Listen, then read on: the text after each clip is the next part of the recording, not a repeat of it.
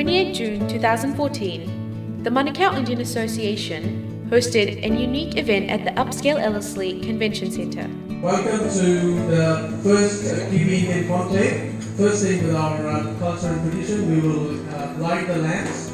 I would request Sri Balabhai, Sri Vinod Patel, Naveenji from Waitakere Indian Association, Rajanaji and Sri Paul Singh Bains. Please come forward and light up the lamp.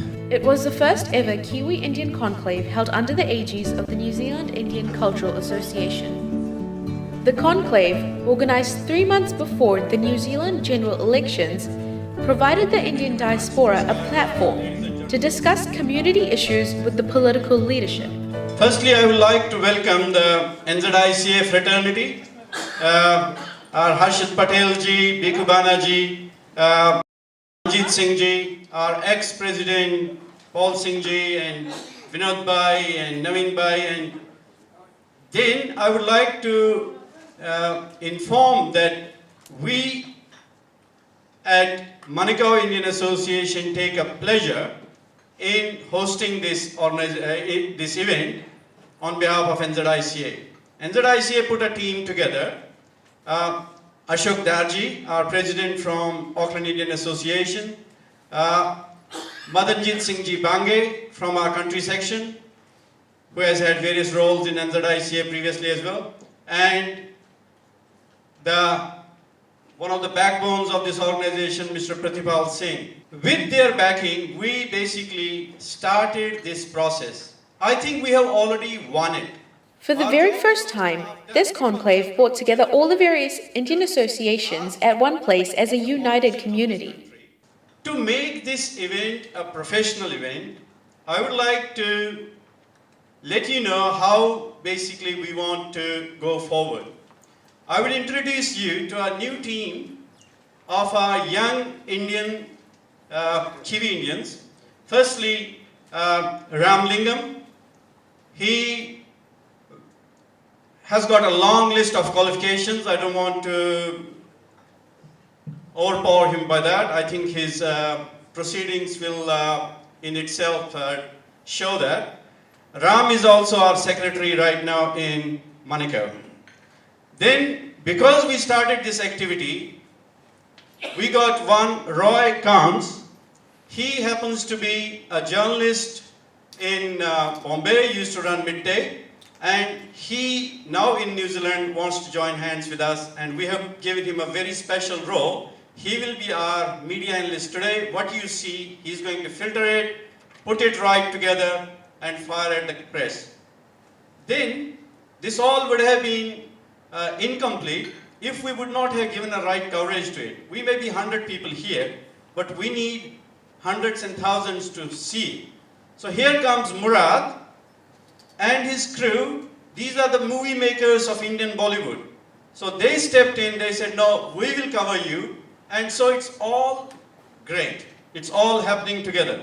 Besides the Manukau Indian Association, which hosted the event, other associations present were the Auckland Indian Association, the Bay of Plenty Indian Association, the Waikato Indian Association, the Waitakere Indian Association, the Sikh Society, the New Zealand Punjabi Cultural Association, the Bharatiya Samaj, the Hindu Council, the Hindu Organisations and Temples Association, the Women's Forum, and the Indian New Zealand Business Council. Now is the time for us to stand up and give your feedback, share your thoughts. So anybody want to put their hand up, and I'll just pass on the mic, and you've got about 2 minutes to share your thoughts. The conclave began with a debate and deliberation among the members on the main issues that affect the community. The issues that you raise must have just 3 important elements in them. 1, they must be relevant. 2, they must be workable. And 3, it must be universal. I think the issue has been discussed from time to time, the formation of a ministry of South Asian affairs. What do you mean by better education? Are we telling them to introduce some values in their syllabus or like that? Are we going to ask them to recognize all the universities, or there are already certain universities, they are recognized, and certain of the universities, they are not? I think those questions not really concerns us because that's more of a general public concerns of New Zealand people. So don't waste too much time on that because we know that what they're going to do. We talk about domestic violence. That's more related to us, of course. Are we in favor of overseas investment or are we against overseas investment? We have to make sure. That's the emphasis we need to put, not those that come yesterday effectively and come and take advantage of the system. So put it in that manner, so they're the people we want to target. Domestic violence question, can I please ask a man, because it's highly recognised Indian men do not acknowledge it's a problem. Shortage of doctors will show a little bit of our ignorance. There's too many doctors in New Zealand. They can't even give placings for local graduates or international students that have qualified here. So we need to be careful how we monitor things. I'm a very expensive citizen. I consume a lot of medicines every month. You will save a hell lot of money if you allow me to stay at my place in Delhi or in Gujarat or in Punjab. We should see that our language comes in the New Zealand curriculum together with the other 12 languages, which is very important. We are now being attacked by these people, by young kids, 13-year-olds, and we've had 3, 4, 5 murders, you can imagine, and we've become a sort of just on the hit list now. And I think they should do something about the penalty that they're imposing on these children. We Indians in New Zealand are no longer a minority. We are a major contributor in tax and welfare. We should say that there has to be certain amount of effort and resources poured into prevention of the actual crime rather than having 10 detectives trying to solve the case after it has happened. For the doctors that we were saying, every other day we meet number of doctors on road and driving taxis. Skilled doctors are again facing problems, not getting the jobs. So their qualifications are not recognized. So that can be added to the qualification part. We're talking about, our tradespeople from India who are not recognized here, and many are our nurses, another category of skilled migrants. So yes, point taken. Thank you. I think there's a need to spread awareness between the people who run dairy shops and small businesses to report the matter. And she said that's the biggest problem. They're trying to penetrate into the community. They're finding it hard. So we need to actually report those matters more often rather than keeping it to themselves. There is large majority of seniors who need the independent houses to be allotted by the New Zealand Housing.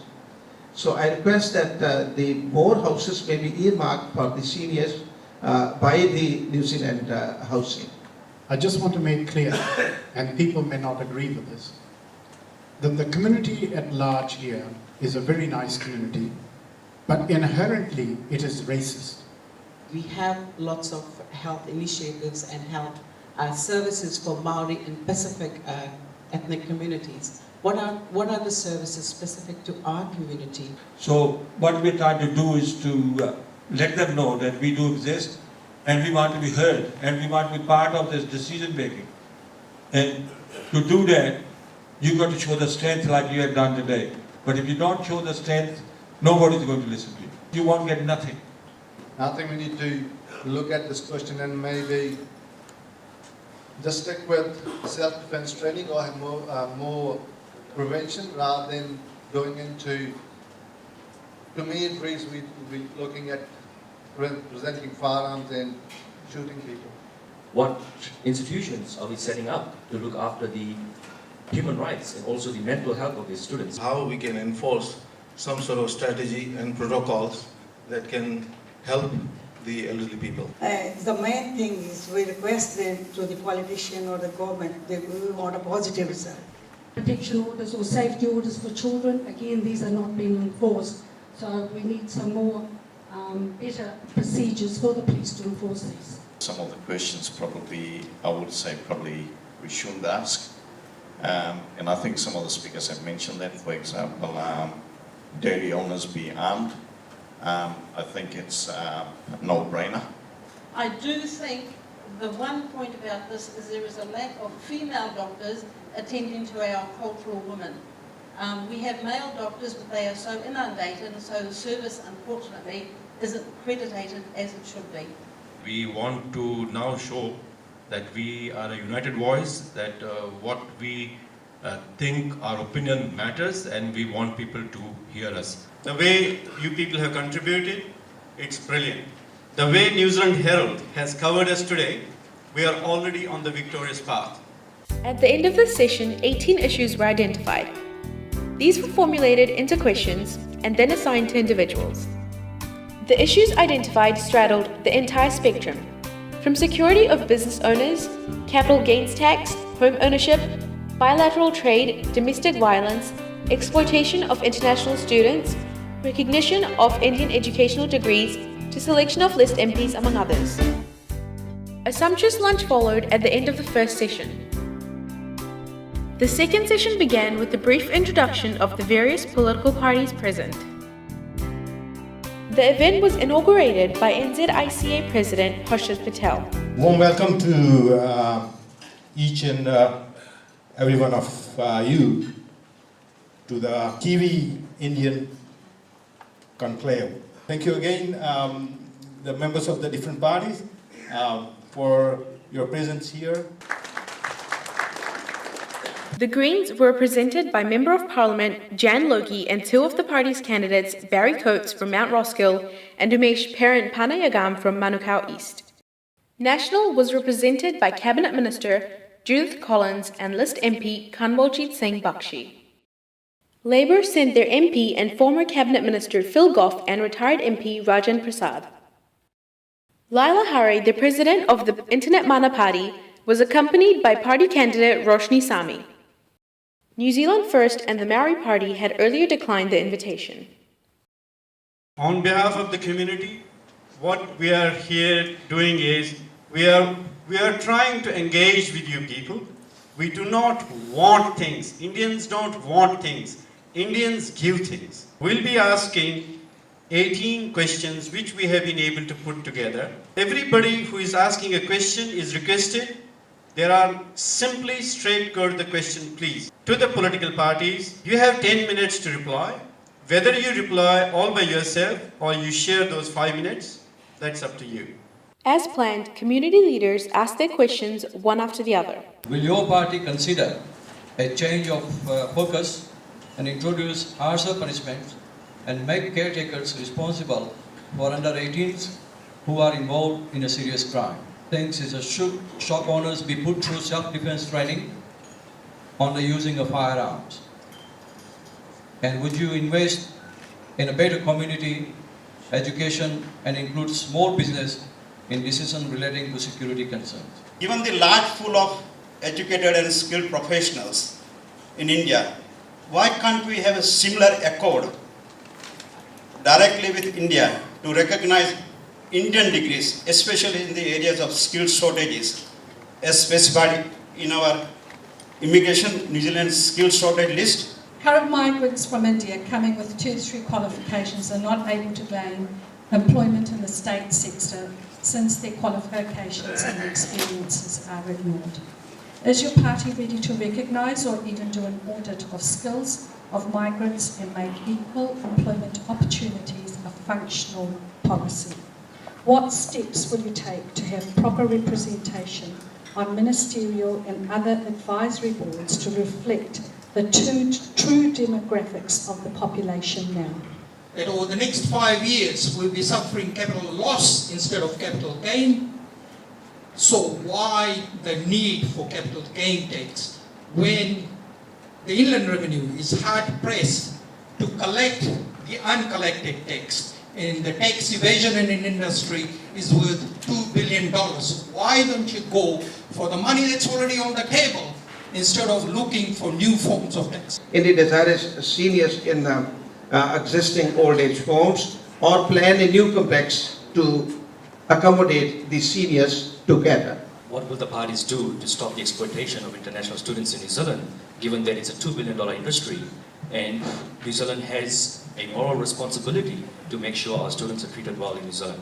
But also, what institutions will you implement to make sure international students' mental health, as well as civil and human rights, as well as labor rights are protected?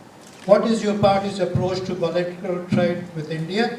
And what is your party's plan to encourage B2B interactions like holding trade fairs in India and here in New Zealand. Current laws, including protection orders, safety orders, etc., have failed in effectively curbing domestic violence against women, children and the elderly.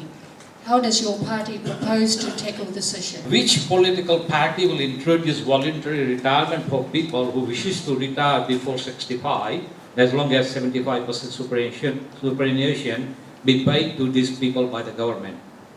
And also, which political party will introduce compulsory retirement at 65 for creating jobs for some other people? Some political parties are putting up ethnic candidates as a list MPs. What criteria are adopted and their selections? And is there any process to regularly review their performances? Why is there no consultation with the established community groups association?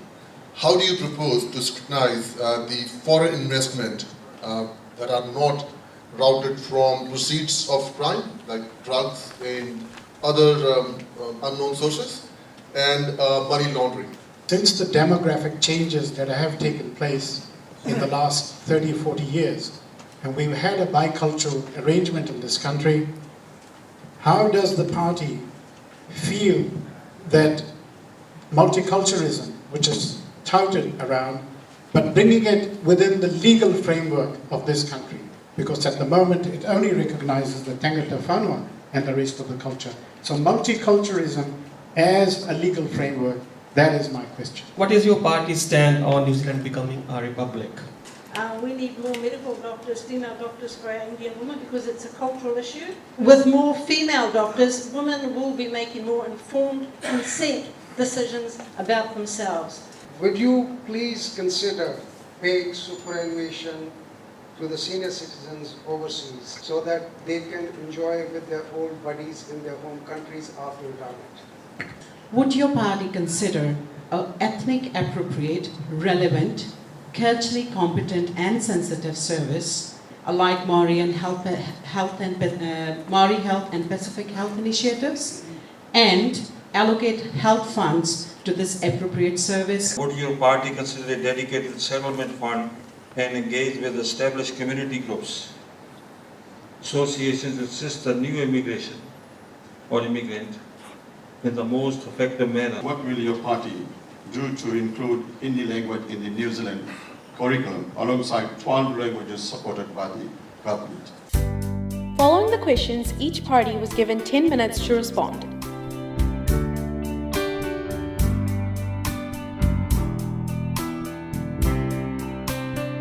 The Green Party policy is not about harsher punishments, and I understand that instinct to want to put harsher punishments in place, but we want our policies to be based on best evidence of what will work to create change and make our communities safer. In terms of educational policy, the Greens recognise that there is a pool of educated and highly skilled professionals in India. So our focus would be on providing professional bodies in New Zealand with incentives to support and help immigrants to reach the standards needed, and increase the funding, the bridging support for them coming into New Zealand and to get their qualifications recognised. In terms of EEO, I absolutely hear your frustration at the non-functioning nature of EEO in New Zealand. I think we are wasting so much talent in this country by not being proactive around our equal employment opportunities. We believe in having a Ministry of Ethnic Affairs, upgrading it from an office, and having all the government ministries have a strategy in place to ensure that the voices and the needs of ethnic communities are built into what we call a public service, because the public of New Zealand is not just Pākehā. Capital gains tax, you may not like my answer on this. We support the capital gains tax because we believe it's a fair tax. It's highly progressive, treats income from all sources alike. Home ownership for New Zealand. For the Greens, it's a real priority.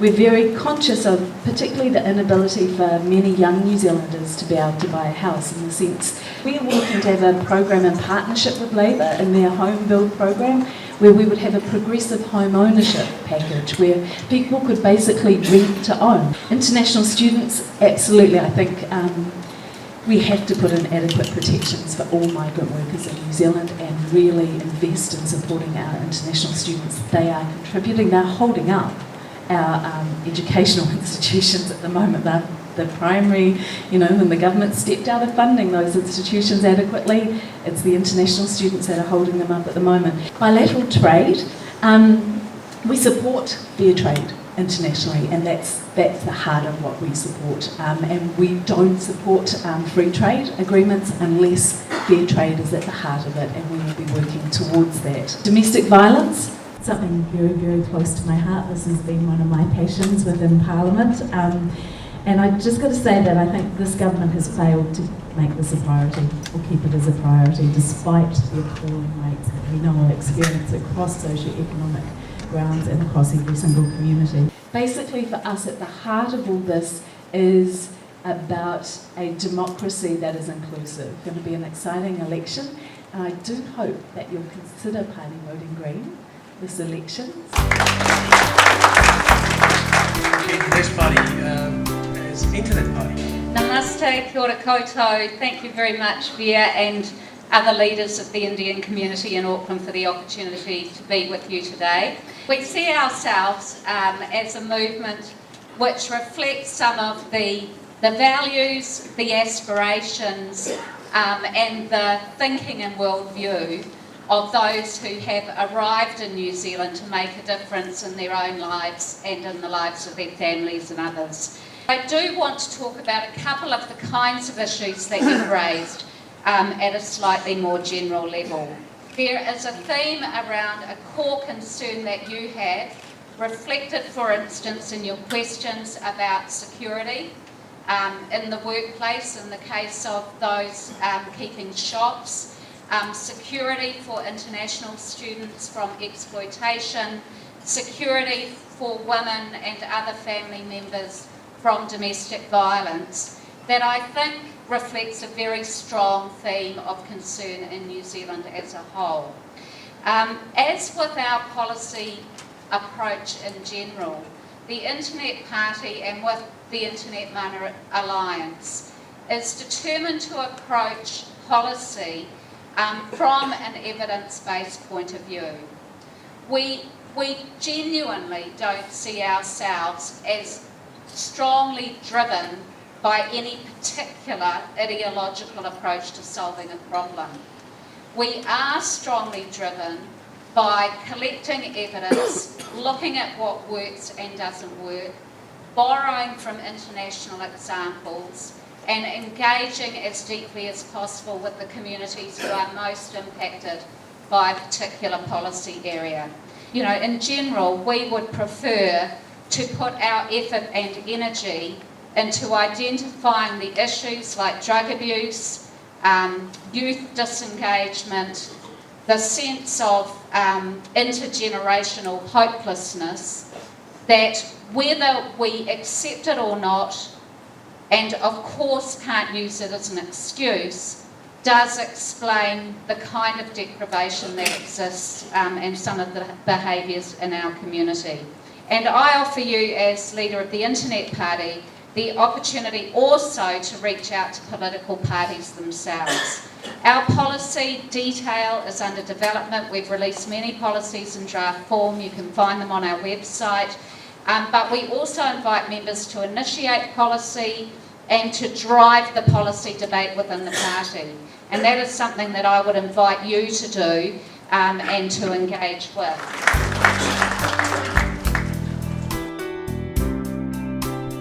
Good to see all of you, good to see so many friends. Can I go to domestic violence first?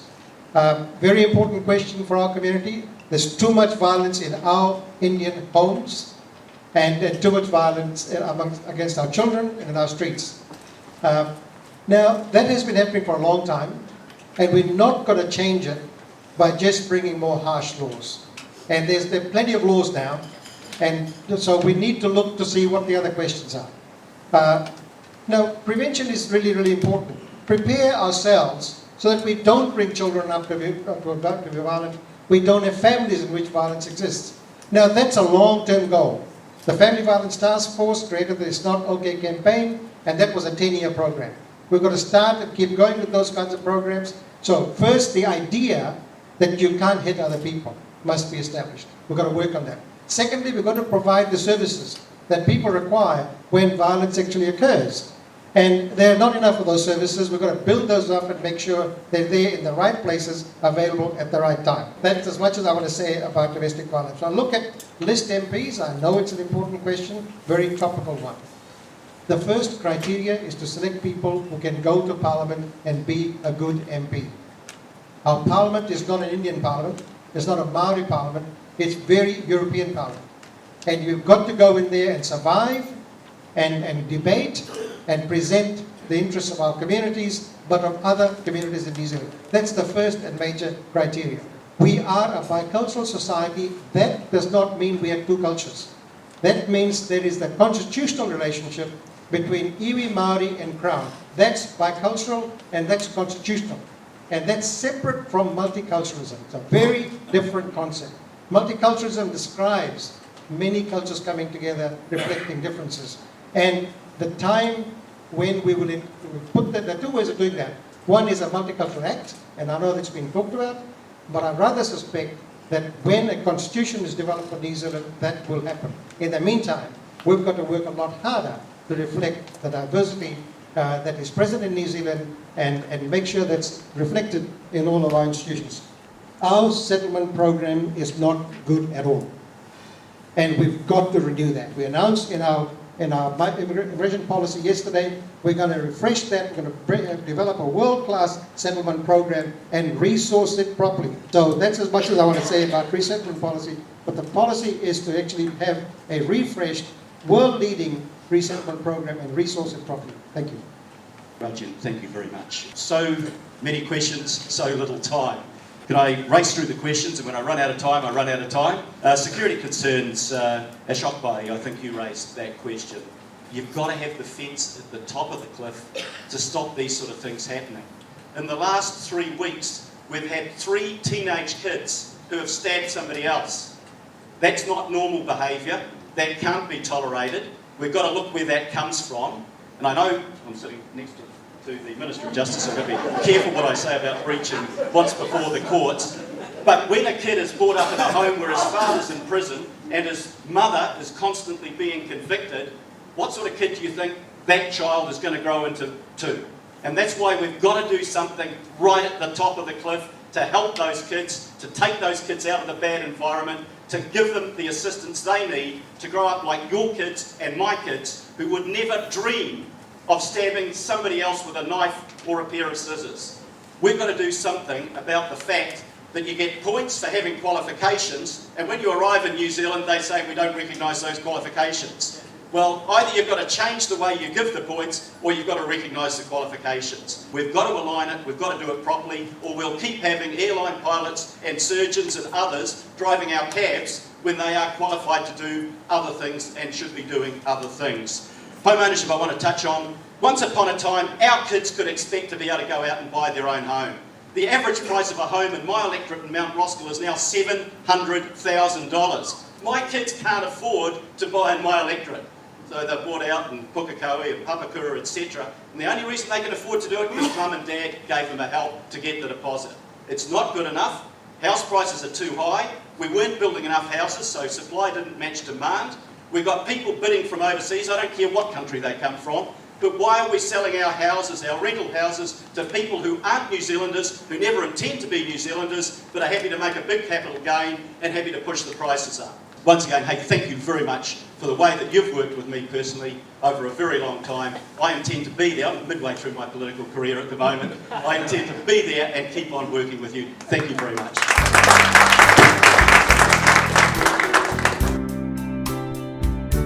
Good afternoon, everybody. Can I acknowledge all the other candidates here today? Since June 2011, there has been a 27% drop in youth crime.